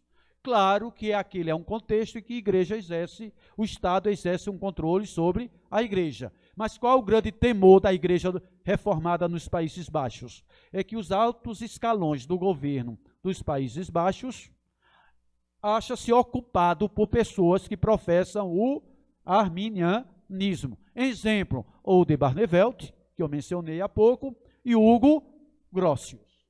Ok? Bom, meus irmãos, quando nós falamos do calvinismo, tá, e da discussão entre arminianos e calvinistas, tudo isso está associado a um tópico da nossa doutrina denominado a ordem dos decretos. Tá certo? Olha, irmãos, o calvinismo, ele convive, toda a discussão de Armínio, todo o problema teológico de Armínio, nasceu quando ele começou a estudar a ordem dos decretos. Tá bom? O calvinismo, ele convive com duas tendências quanto à ordem dos decretos. Uma, eu não subscrevo, que é o supralapsarianismo, tá certo? A outra é o infralapsarianismo. Qual é a diferença na ordem dos decretos? Os supralapsarianos, eles entendem que a ordem dos decretos, tá, é eleição, tá, supra, né? Lapso quer dizer o quê? Lapso, queda, tá? Supralapsarianismo. Então, eles entendem que primeiro vem a eleição, depois vem a queda e em seguida vem a redenção. O infralapsarianismo diz não, tá? Primeiro ocorre a queda, depois vem a eleição, por último, o processo da eleição se materializa na obra da redenção. Tá certo?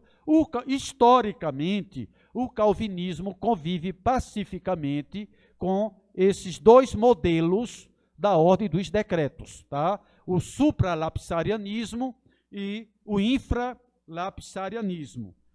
Armínio criou uma outra estrutura, tá certo?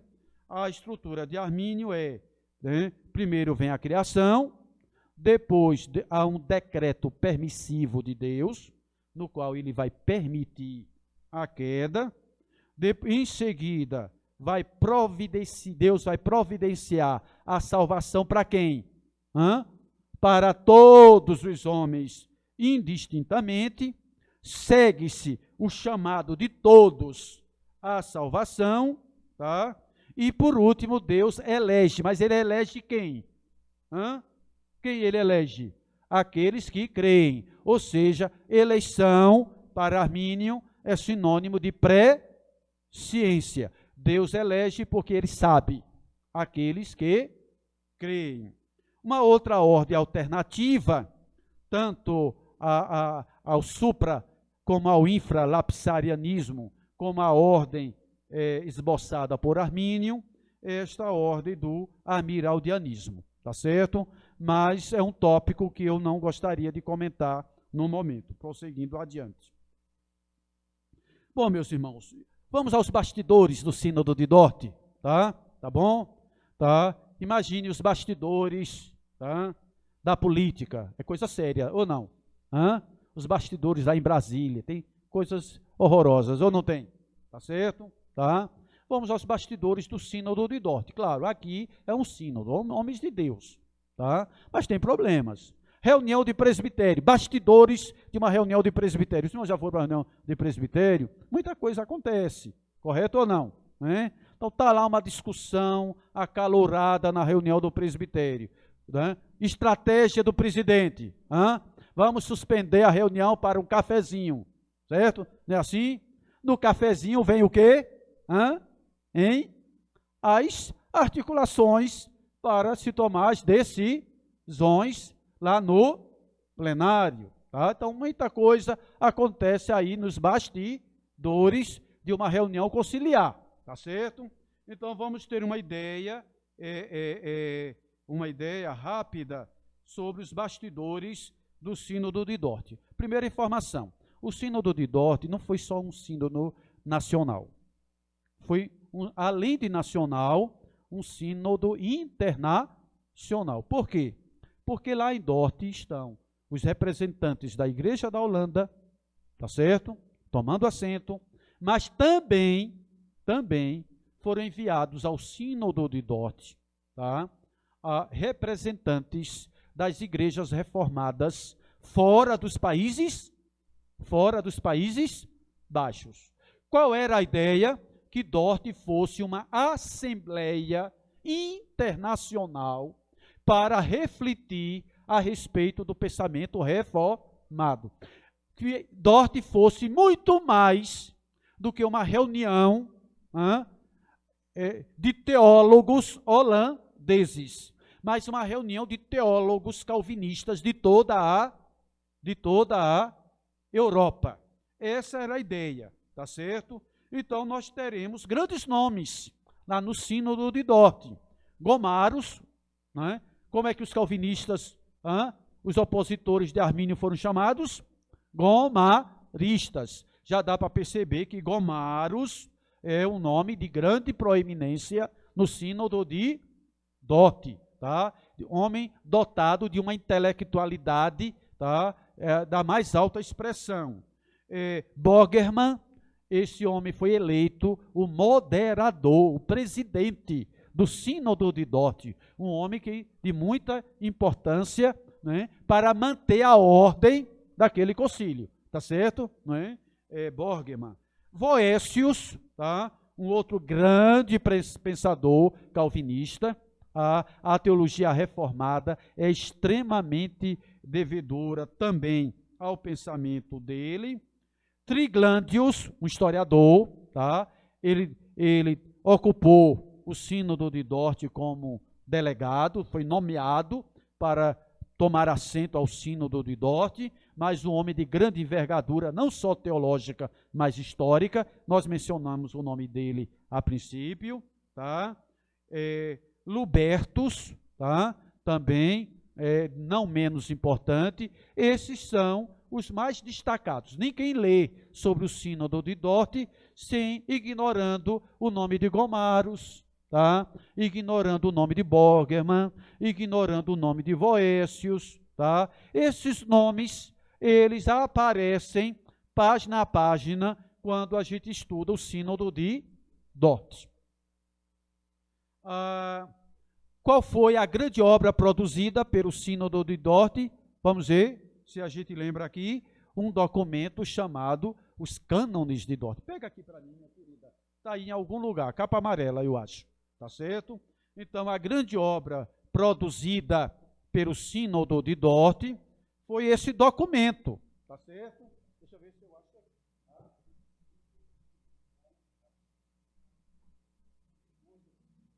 Esse foi o grande documento, irmãos. Tá bom?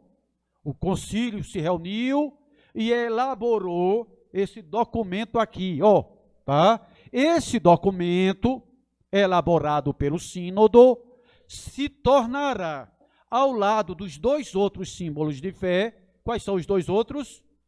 O Catecismo de Heidelberg e a Confissão Belga, tá certo? A Igreja da Holanda vai ganhar mais um, os Cânones de Dort, tá certo? Esses três documentos se tornarão conhecidos como as três formas da unidade, tá? Qual é a síntese de tudo isso que está aqui dentro, irmãos, desse documento? A síntese, o resumo. O resumo é o que é conhecido como tulipe, tá bom? É um pentagrama que vai homenagear uma flor que é muito importante, né? Lá na Holanda. Essa flor é cultivada aqui no Brasil também, lá em São Paulo, que tem colônia, Paraná, colônia de holandeses, né? A tulipa, tá? Então, vem aí esse pentagrama, tulipe, que vai resumir todo o conteúdo dos cânones de Dort. Os irmãos terão a oportunidade, ao longo do mês de outubro, de estudar cada um desses temas aqui apresentados. Então, o T, vamos ver se a gente lembra, tá? Tá aí a ordenzinha. Então, total depravação, correto? Total depravação. O que quer dizer isso, irmãos? Total depravação. Que o homem está espiritualmente o quê? Morto. Morto faz escolha. Irmãos, o que a Bíblia diz? Nós estamos mortos em nossos delitos e pecados, não é? E é interessante que eu estava celebrando um funeral, na minha época de pastor lá em Garanhuns, aí eu entro na igreja e uma irmã nossa se aproximou, eu nunca esqueci disso, tá? E uma pessoa muito querida, e ela disse assim, né, muito comunicativa, muito expansiva, disse, mas pastor, que tristeza, pastor. Que desgraça, pastor. Isso, mas minha irmã, foi que houve? Está aqui o morto. Nem ri e nem chora. A família todinha aí, veja o estado da família, pastor. Todo mundo triste, mal dormiu a noite toda. Está ele aqui, insensível. Nem ri e nem chora. E eu achei tão sem graça aquela palavra dita pela nossa querida irmã Sara. Ela está lá ainda, igreja de Heliópolis. Mas não é que Sara estava certa? Irmãos, essa é a realidade do homem, a realidade espiritual. Morto, nem ri e nem chora. Total depravação. Tá certo? Tá ok? Qual outro tópico, meus irmãos? Né? Por conta de como está escrito originalmente lá na língua neerlandesa, tá certo? Corresponde ao que nós chamamos de eleição incondicional. Se o homem está morto, não ri nem chora, hein? A única alternativa para ele ser premiado com a salvação é em decorrência da eleição. Correto? Não é a lógica do sistema? A expiação limitada, ou seja, a obra de Cristo, ela é suficiente, para salvar todo mundo. Assim, não se pode negar, correto ou não? Mas ela é eficiente. Olha aqui, irmãos. Há uma diferença entre suficiência e eficiência, correto? O que Cristo fez na cruz é suficiente para salvar todo mundo ou não? É, tá? Mas só é eficiente na vida dos eleitos, tá certo? Tá? Isso está aqui nos cânones de Dort, ok? Irresistibilidade da graça. Aqueles que Deus chama, aqueles que, pela graça de Deus, são chamados, esses são habilitados a responder positivamente ao convite do Evangelho. É o que nós chamamos de graça, o que é chamado de graça irresistível. Por que que isso ocorre? Porque o princípio da nova vida, o homem não está morto, tá certo? O princípio da nova vida é introduzido nesse homem. Olha lá, qual o nome que nós damos a isso na nossa doutrina? Regeneração. Não é assim? Tá certo? A Ordo Salutis começa exatamente com a doutrina da regeneração. Correto? Os regenerados vão responder. Olha lá, os regenerados, aqueles que recebem, em cujos corações é implantado o princípio da nova vida, esses vão responder em arrependimento e fé à oferta do Evangelho. É o que nós vamos chamar de conversão. Os dois elementos da conversão, arrependimento e fé. Fé que é dom de Deus e o arrependimento que é essa resposta. Correto? Não é assim? Correto? Os irmãos entenderam? Por isso que na Ordo Salutis estuda-se primeiro o quê? Regeneração. Depois se estuda conversão. Essa ordem não pode ser alterada. Depois vem o P. Né? Não, por favor. Irresistibilidade da graça. Tá certo? aqueles que são alcançados, tá? Eles, pela graça de Deus, né, são habilitados a responder positivamente. Eu já comentei, né? Existibilidade da graça. Último tópico, perseverança dos santos. Tá certo? O que quer dizer isso? Quer dizer simplesmente que o Senhor não escreve o nome do meu querido irmão Alex lá no livro da vida, e depois apaga e depois escreve de novo. Tá bom? Tá? Não existe isso. Tá? É o que nós chamamos de uma vez salvo, salvo para sempre. Embora os servos de Deus estejam sujeitos a muitas debilidades na sua vida espiritual, correto ou não? Porém, eles jamais decairão da graça. Ok? Os irmãos entenderam isso ou não? Tá? Embora sujeitos a muitas debilidades. Exatamente por isso que os discípulos pediram: Senhor, aumenta-nos o quê? A fé. Ok? Muito bom. Muito bem. Avançando, vamos lá. Esse documento, os cânones de Dort, tem uma estrutura muito interessante, tá bom? Ele possui 59 artigos. Quem tiver a curiosidade de examinar, tá certo? Vai perceber que vai fazer as continhas, tá? Porque em cada capítulo a numeração recomeça, tá bom? Ao todo, totalizando 59 artigos, distribuídos dessa maneira que nós colocamos aqui, tá certo?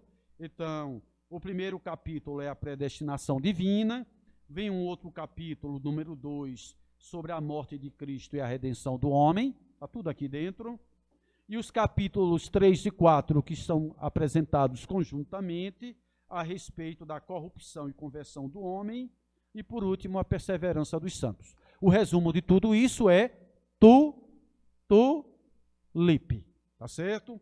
É o resumo de tudo isso que nós mencionamos. Conteúdo e adoção, o conteúdo nós já mencionamos, a adoção, os símbolos de fé serão acolhidos, os cânones de Dort serão acolhidos como símbolo de fé da Igreja Reformada dos Países Baixos, ok? Outros assuntos foram tratados lá naquela reunião, tá bom? Tá bom? Mas qual foi o assunto mais importante do Sínodo de Dort? O mais importante foi refutar os arminianos. Esse foi o assunto mais proeminente. Mas outros temas foram tratados, tá bom? Numa reunião de presbitério, trata-se somente de um assunto, hein, irmãos? Somente de um assunto. Na pauta da reunião do conselho, somente de um assunto. Pode até ser, não é, meu querido presbítero? Pode até ser. Mas é possível que tenha 2, 3, 4 tópicos, temas a serem tratados. Então, o tema predominante do Sínodo de Dort foi refutar o arminianismo. Mas o Sínodo também se preocupou com outros temas. Ele se preocupou com missões, ok? Ele se preocupou com liturgia, tá? Elaborar uma pastoral a respeito do culto.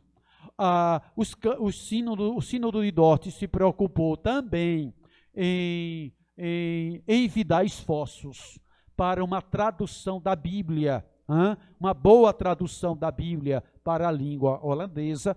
Todos esses assuntos foram tratados lá no Sínodo de Dort. Ok, irmãos? Onde a reunião aconteceu? Aconteceu lá na cidade de Dort. Essa cidade foi escolhida porque era estrategicamente a mais segura, tá certo? Por que essa preocupação com segurança? Porque os Países Baixos encontram-se em guerra contra quem? Contra a Espanha. Estão lembrados disso ou não? Estão lembrados? A chamada Guerra dos 80 anos, tá certo? Então, os Países Baixos estão lutando para se emancipar do controle da Espanha. Essa guerra com a Espanha terminou em 1648, tá? Com a chamada Paz de Westfália. Se a guerra terminou em 1648, tá? E durou 80 anos, os matemáticos me ajudem, ela começou em 1568, tá certo? 80 longos anos de guerra contra a dominação espanhola. Por isso que Dort foi escolhido para que a reunião ocorresse ali por uma questão de segurança. Ok? Vamos adiante, vamos lá. Onde foi que tudo aconteceu? Me ajuda de novo, vou precisar aqui do teu auxílio, tá? Sei caminhando para o término, repassa aqui, por favor, meu irmão. Bom, como toda reunião de presbitério, como é que começa uma reunião de presbitério? Hein, irmãos? Ato de verificação de poderes. Alguém já foi a uma reunião de presbitério aqui? Ou não? Ninguém foi? Precisa ir, tá? Então, qual é o primeiro passo na reunião do presbitério? O ato de verificação de poderes. Pastor, o que é isso? É o credenciamento, tá? De quem vai participar da reunião do presbitério. Então, vai dar lá o presbitério do Agreste de Pernambuco reunido e o nosso irmão Edson, acertei?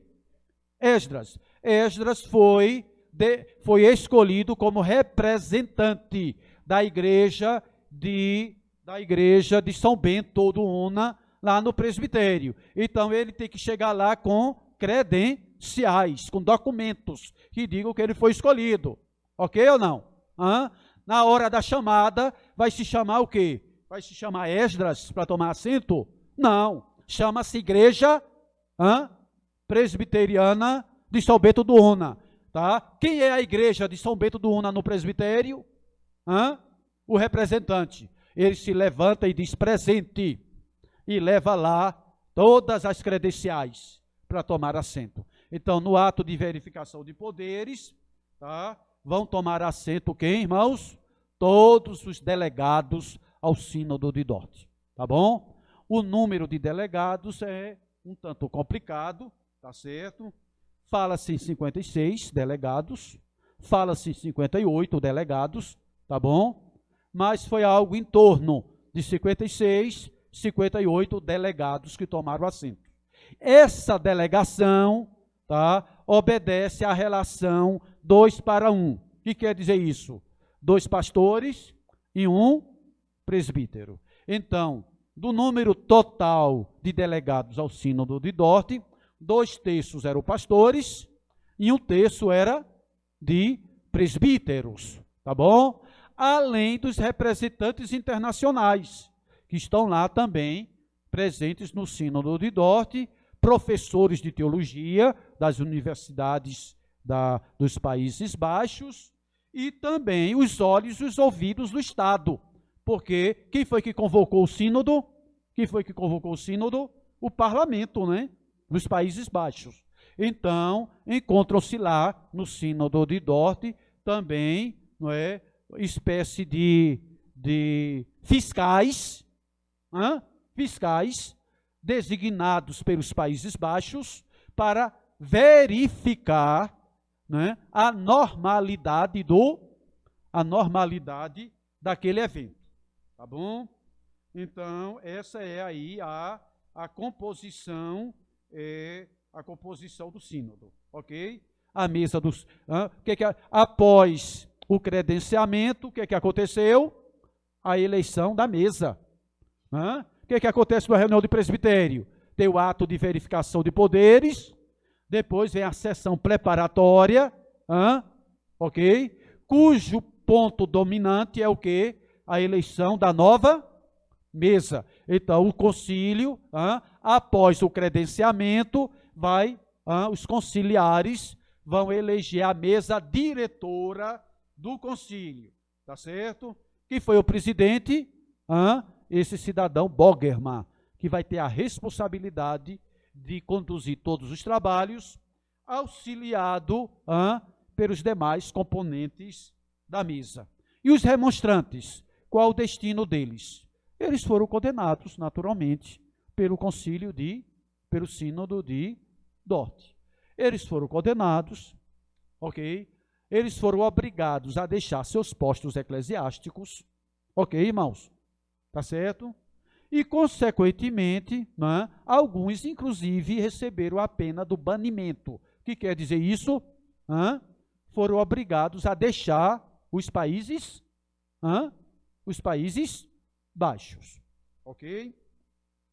Bom, o Sínodo de Dort vai repercutir. E continua repercutindo, ou não?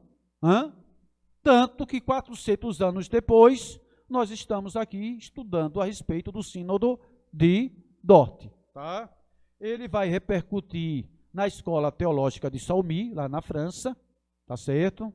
Que professores dessa escola teológica vão procurar estabelecer a via média entre arminianismo e calvinismo. Essa foi a grande preocupação deles, tá certo? Dos mestres dessa escola teológica de Salmy, tá certo? E vai repercutir na própria Assembleia de Westminster. O que quer dizer isso?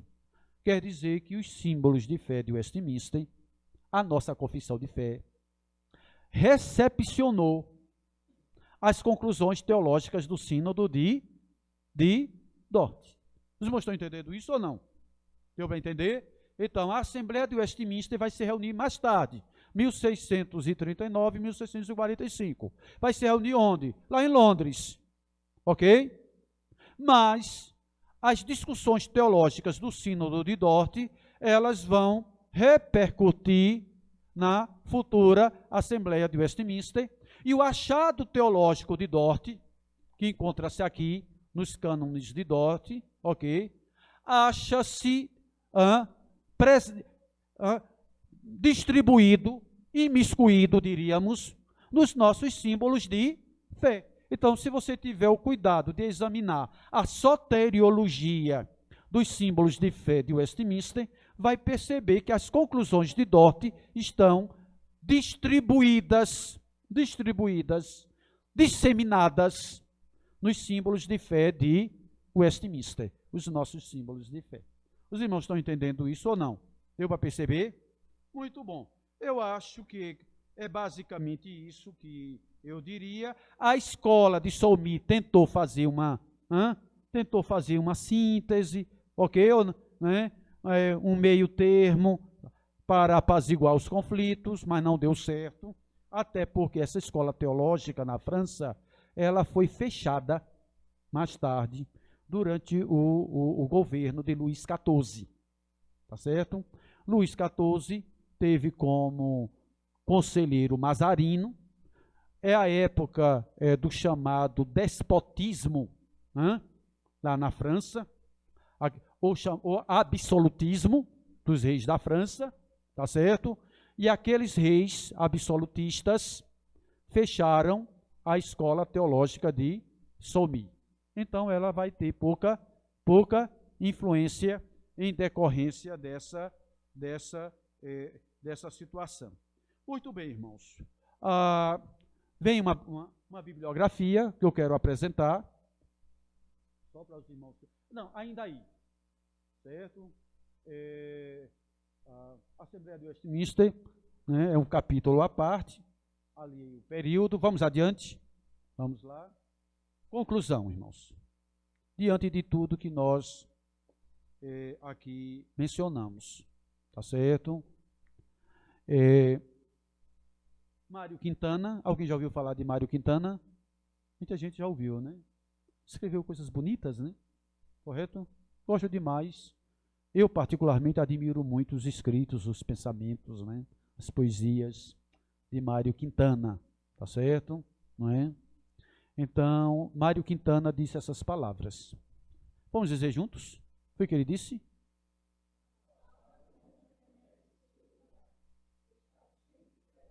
E não é verdade, irmãos? Na nossa vida, o passado não reaparece muitas vezes, ou não? Não vem aquelas lembranças do passado? Sim ou não? Às vezes boas, às vezes tormentosas. O que quer dizer isso? O passado não reconhece o seu lugar. Ele está sempre presente.